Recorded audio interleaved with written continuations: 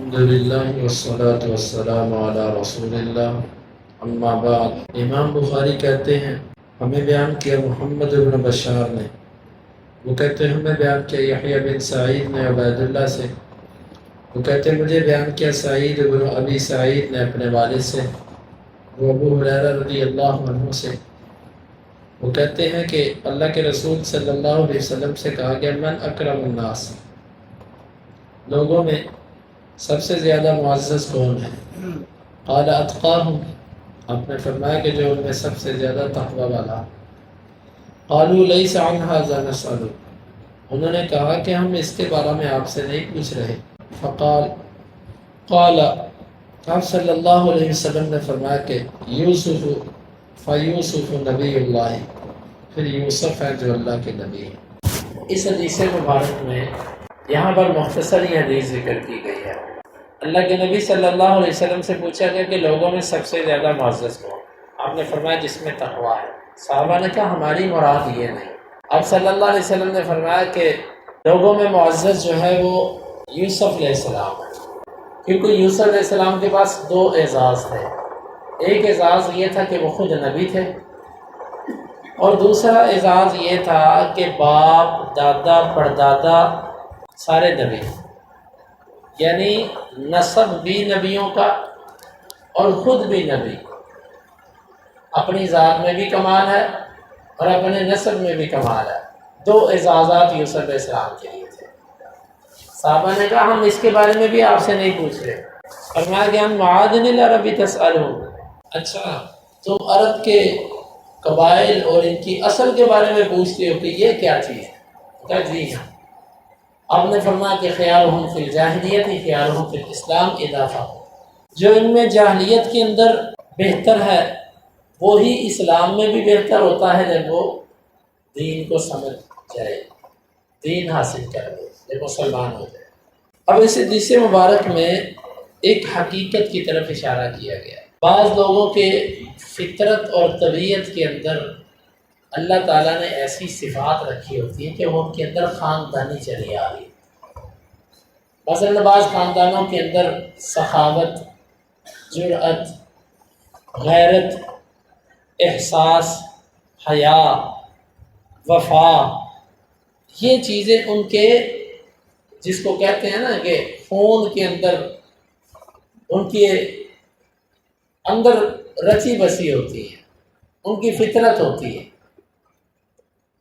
یہ لوگ کفر پر بھی ہوں تو معاشرے کے اندر یہ لوگ معزز سمجھے جاتے ہیں، کیونکہ اخلاقی صفات جس بندے کے اندر ہوتی ہیں معاشرے والے اس سے محبت کرتے ہیں۔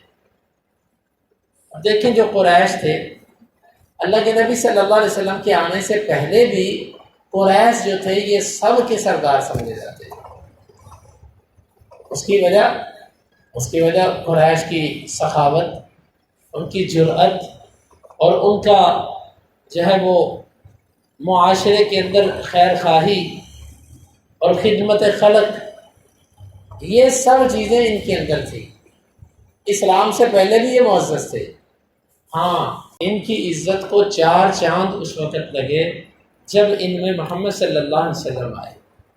اسی طرح حدیث میں یہ کہا جا رہا ہے، ایک حقیقت بیان کی جا رہی ہے کہ لوگوں کی مختلف کیفیات اور خاندانوں کے قوموں کے مختلف مزاج ہوتے ہیں۔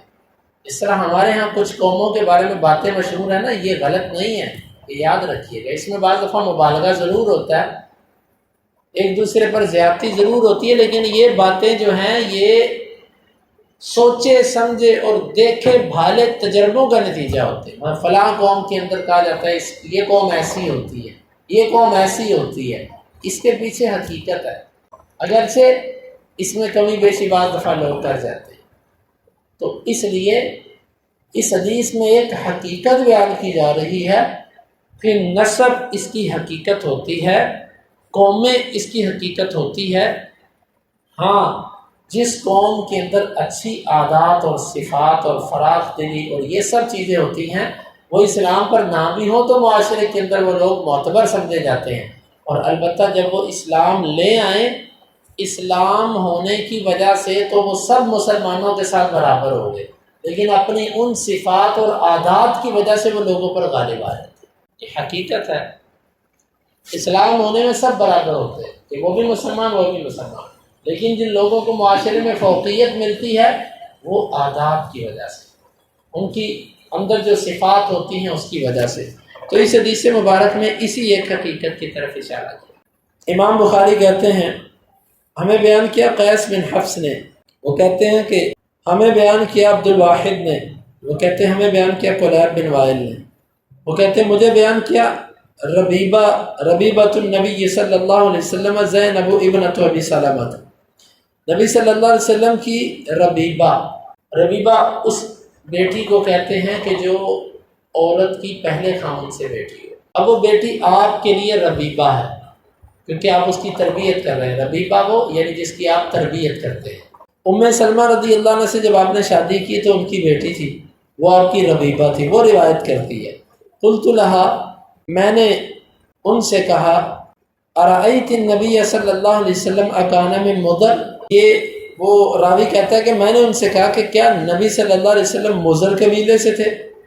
قالت ممن کان الا من مضر، نہیں تھے آپ مگر مضر سے ہی، من بنی نضر بن کنانہ، نضر بن کنانہ سے۔ اصل میں اللہ کے نبی صلی اللہ علیہ وسلم کا جو نسب ہے نا عدنان تک، وہ 21 واسطے ہیں۔ کل میں نے 25 سے 26 کہے تھے یاداشت کے مطابق، آج میں نے گنے وہ تقریباً 21 واسطے بنتے ہیں۔ یہاں پر جا کر آپ نے اپنا نسب روک دیا تھا۔ عدنان سے ابراہیم علیہ السلام تک جو نسب ہے یہ آپ نے بیان نہیں کیا، آپ نے فرمایا اس میں غلطی ہے۔ پھر ابراہیم سے لے کے آدم تک جو نسب ہے وہ بھی نہیں بیان کیا، آپ نے صرف عدنان تک اپنے 21 دادوں تک بیان کیا نسب۔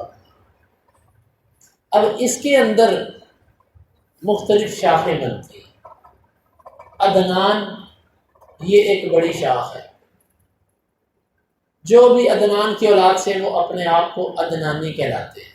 اس طرح کہ آج عربوں کے اندر لکھتے ہیں بعض لوگ اپنے نام کے آخر پہ عدنانی، اس کا مطلب ہوتا ہے یہ عدنان کی نسل سے ہے۔ پھر اس کے نیچے تھا کنانہ، جو لوگ اس کی اولاد سے تھے، کنانہ کی اولاد سے، یعنی نضر بن کنانہ، یہ بنو کنانہ کہلاتے تھے۔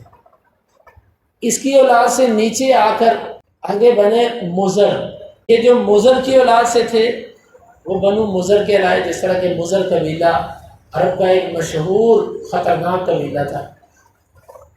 پھر اس سے نیچے جو تھا فہر کی اولاد جو تھی وہ قریش کہلائی۔ قریش کے بعد پھر ہاشم کی اولاد جو تھی وہ ہاشمی کہلائی، بنو ہاشم۔ پھر بنو ہاشم میں سے مطلب، اور پھر عبد المطلب، پھر اس میں سے عبداللہ، اور پھر اس میں محمد صلی اللہ علیہ وسلم۔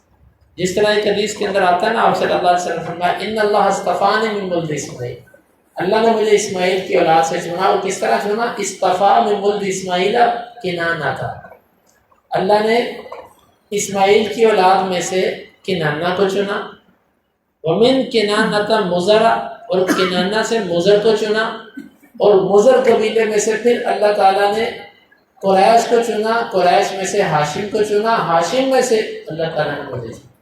یعنی اسماعیل علیہ السلام کی اولاد میں بھی 4 انتخابات ہیں، اس میں سے نبی صلی اللہ علیہ وسلم۔ تو اس میں بھی اشارہ اس بات کی طرف ہے کہ بعض دفعہ ایک باپ کی اولاد ہوتی ہے، جینز ان کی جو ہے نا وہ عادات، اخلاق، اطوار، اس کے اندر فرق آتا ہے، چلتے چلتے وہ فرق کسی ایک میں زیادہ اثر انداز ہو جاتا ہے، وہاں سے ایک نیا سلسلہ چل نکلتا ہے۔ ایک باپ کی اولاد ہوتی ہے، ایک بڑی اچھی عادات کا، ایک بڑی بری عادات کا، چلتے چلتے پھر مزید آگے، بعض دفعہ اچھا اچھے سے اچھا ہوتا جاتا ہے، اور بعض برا برے سے برا ہوتا جاتا ہے، یہ مطلب ہے۔ تو یہ اللہ کے نبی صلی اللہ علیہ وسلم نے، امام بخاری ان حدیث کو اس لیے لے کر آئے ہیں کہ انسانیت کے اندر یہ چیزیں ہیں، اخلاق، آداب کے اعتبار سے ان کے مختلف درجات ہیں۔ محمد صلی اللہ علیہ وسلم کو اللہ نے جس درجے میں چنا، وہ دنیا کی قوموں میں، دنیا کے لوگوں میں سب سے بہترین اور سب سے عزت والی قوم اور قبیلہ وہ آپ صلی اللہ علیہ وسلم۔ اسی لیے بعض روایات کے اندر یہ بھی آتا ہے الناس تبع لقریش، لوگ قریش کے تابع ہیں۔ اس حدیث میں جاہلیت کی طرف اشارہ نہیں کیا جا رہا کہ جس طرح آج کے لوگ سید کا لفظ سن کے پیر سائیں، سید سائیں اور اس طرح، اس میں اس چیز کی طرف اشارہ نہیں ہے کہ لوگ قریشیوں کو یوں پیر بنا لیں، بلکہ اس میں اشارہ ہے کہ لوگ اپنے اخلاق اور عادات کے اندر قریش سے پیچھے ہیں، قریش سے آگے کوئی نہیں ہے۔ یہی وجہ تھی اللہ کے نبی صلی اللہ علیہ وسلم جب نبوت لے کر آئے تو سارے عرب نے پتہ کیا کہا، دعوہ ما یفعل به قوم، ابھی اس کو چھوڑو، دیکھتے ہیں اس کی قوم اس کے ساتھ کیا سلوک کرتی ہے۔ قریش کیوں؟ قریش جو کرتی تھی قوم وہ کرتی تھی۔ پھر جب قریش نے آپ کو تسلیم کیا فتح مکہ کے موقع پر، پھر سارا عرب مسلمان ہو گیا۔